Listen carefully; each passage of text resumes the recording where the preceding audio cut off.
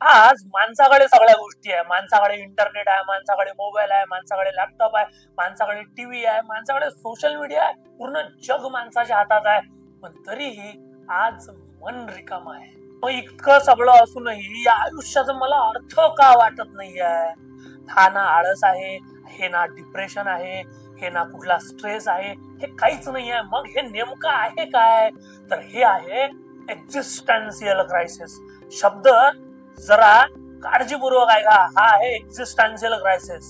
हा व्हिडिओ फक्त बघताना पाहायचा म्हणून किंवा बघायचा म्हणून बघू नका. तर या व्हिडिओतून आज आपल्याला स्वतःला तपासायचा आहे. कारण एक्झिस्टन्शियल क्रायसिस हा सगळ्यात महत्वाचा विषय आहे सध्याच्या या भौतिक जगतात. त्यामुळं फक्त ऐकायचं म्हणून ऐकू नका. पहिला आपल्या चॅनलवर जर नवीन असाल तर लाईक शेअर आणि सबस्क्राईब करून टाका पटकन. आणि आपण आता सुरू करूया.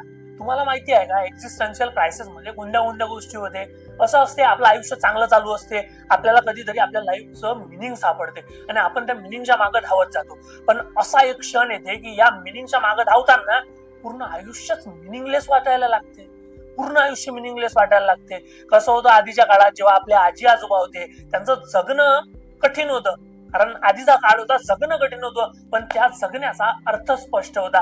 पण आता काय झालाय, जगणं सोपं झालंय. इंटरनेट आहे, मोबाईल आहे, टीव्ही आहे, लॅपटॉप आहे, सगळ्या गोष्टी आहे ना, सगळ्या सोयी सुविधा आहे, जगणं सोपं झालंय. पण त्याचे जे अर्थ असतात ते मिनिंगलेस झालेले आहे. अर्थ असतात ते गहाळ झालेले आहे. आणि ही सत्यता आहे. एक existentialist philosopher Jean Paul Sartre म्हणतो की man is condemned to be free. आता या वाक्याचा अर्थ काय होतो? तर याचा अर्थ असा होतो की आपल्याकडे सर्व स्वातंत्र्य आहे. आपण कसं घडायचं, आपण काय बनायचं आणि आपण काय करायचं आणि काय नाही करायचं. पण हे सगळं असतानाच यात गोंधळ सुद्धा आहे. आधी कसं व्हायचं, आपला समाज, आपल्या घरचे आपल्याला सांगत होते की तू हेच कर, तू हे नको करू, तू हे कर. पण आज तोच समाज, तेच घरचे आपल्याला काय सांगतात की तुला जे वाटते, जे तुझ्या मनात असेल, जे तुझ्यासाठी चांगलं आहे ते कर. पण आज या माणसाची परिस्थिती काय आहे, आज माझी परिस्थिती काय आहे की आपल्याला नेमकं काय पाहिजे याच्या गोंधळात आपण जास्त असतो. बरं असो, पण आजच्या युगात काय झालेलं आहे, आपण बिझी आहे असं म्हणतो. मी बिझी आहे, कॉल आला की मी बिझी आहे, माझ्याकडून जमणार नाही. पण हे बिझी असणं म्हणजे तुम्ही जिवंत आहे याचं लक्षण आहे का? बघा, आपण सकाळी उठतो, नंतर मोबाईल हातात घेतो, स्क्रॉल करतो, जेवण करतो, कामावर जातो, काम करतो, परत येतो, परत मोबाईल स्क्रॉल करतो आणि झोपून जातो चुपचाप. पण याचा अर्थ आपण जिवंत आहे असं होतो का? याच्यामुळे आपल्याला आपल्या लाईफला मिनिंग मिळत आहे असं होते का? आणि हे जे आहे ना, या सर्वांना एक एक्झिस्टन्शियलिस्ट अल्बर्ट कॅम्पस म्हणतो की ऍब्सोल्यूट लाईफ. म्हणजे आपण या जगात अर्थ शोधतो पण आपल्याला अर्थाचं उत्तर भेटत नाही. आपण एवढे कष्ट करतो पण या कष्टावर हे जग पूर्ण शांत असते. आज आपण आपल्या लाईफचा खेळखंडोबा केलाय असं मला वाटते. आपण आपलं शांतता, आपण आपल्या लाईफचं मिनिंग कशात शोधतो?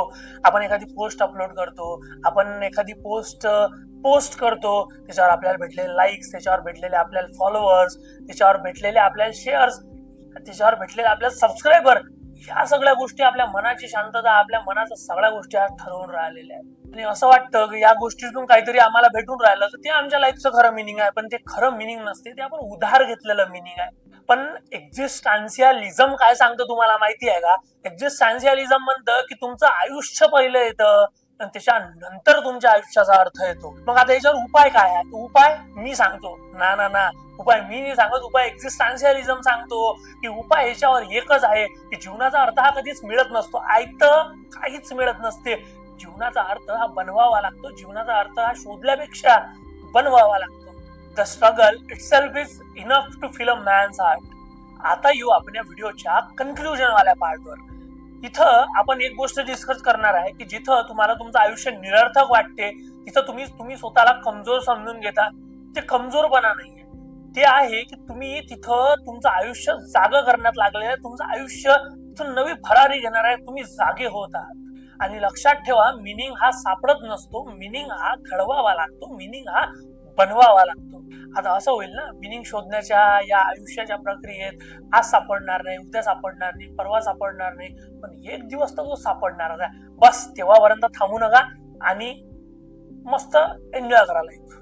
हा व्हिडिओ जर तुम्हाला आवडला असेल, हा व्हिडिओ जर कुठेतरी तुम्हाला लागला असेल तर या व्हिडिओला लाईक करा, आपल्या मित्रांपर्यंत, आपल्या नातेवाईकांपर्यंत पोहोचवा आणि कमेंट मध्ये पण सांगा तुम्हाला तुमचं आयुष्य सुद्धा कधीतरी असं मिनिंगलेस वाटलं आहे का, आणि वाटलं तर ते का वाटलं मला कमेंट मध्ये सांगा.